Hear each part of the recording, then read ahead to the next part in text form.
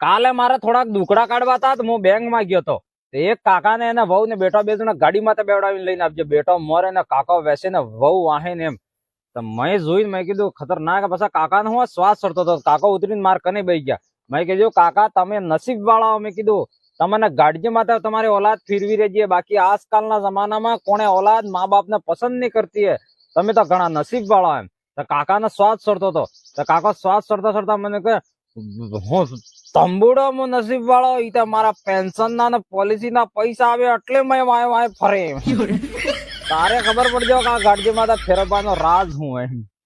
એટલે સોરે આ બાર કમાતા હોવા પોલિસી કરીને રૂપિયા ભેળા કરી જો વાત હોત તો પછી ઓલાદ પૈસા હોય જોવાય ને કે જોતી નહીં આજકાલ ને. જટલે ઓલાદ જે પૈસા જોઈને મા બાપ ને સેવા કરે કારણ કહું તમને નરક માં કીડા પડી. મા બાપ ની સેવા એવું જરૂરી નહીં પૈસા કમાણા હોય. કદાચ કે ગરીબી હોય તો કદાચ પૈસા ભેળા નહીં કીધા હોય. જેને ભેળા કીધા હોય એના પપ્પાજી કરીને વાય ફરી.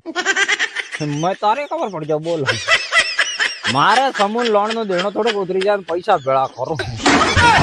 અરે ખાતા તો અગર પ્રાઇવેટ સ્કૂલ નો છોરો કે રસ્તામાં જાતો હોય બંદર દેખાઈ ગયો કે હું કે ખબર હે oh very nice monkey cute monkey એમ. અને અગર અણી જગા સરકારી સ્કૂલ નો છોરો જાતો હોય વાંદરો દેખી ગયો હું કે ખબર ઓ સરા જોરે મોટા ના બીટકો અસા પાણા લાવ દીવા પડે. તો આટલો ફરક કે કેમ કેવો. મારા સરકારી સ્કૂલમાં જે માણસ આવી કે આને એક વાત કેવી પાછું મરસો નહીં લાગી જાય. પાછું આજકાલ હાસે વાત કેવા મરસો લાગી જાય.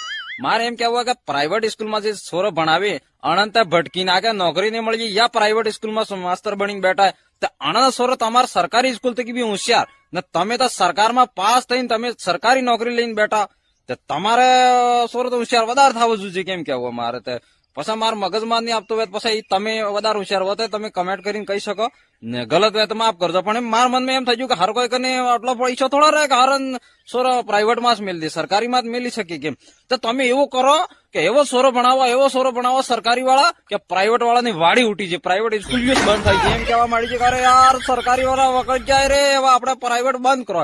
એટલે એવો ભણાવો કેમ કે તમારે તો ભગવાન ના હાલ્ય થકી એવી નોકરી મળી ગઈ. તમે સોરોના અચ્છો ભણાવો ગા એવો તો વૈસે તમારે તો નોકરીનો આવણ લેવન દેવણ ચાલુ થઈ ગયા. તો ભણાવો વ્યવસ્થિત સોરો ને એમ મસ્ત એમ એવું કરો કે આપણી સ્કૂલ નો ડંકો વાજી જવો જોઈએ. એમ વૈસે ભગવાન ને દયા થી તમારે નોકરી મળી ગયા એવું અચ્છો ભણાવો. ઘણા ગરીબ નું સોરો વગર ભણી મોરી જાય તો તમને દુઆ હાલેગા. માર સાહેબ એટલે વાત સાંભળજો ને મારી માતા દયા કરજો.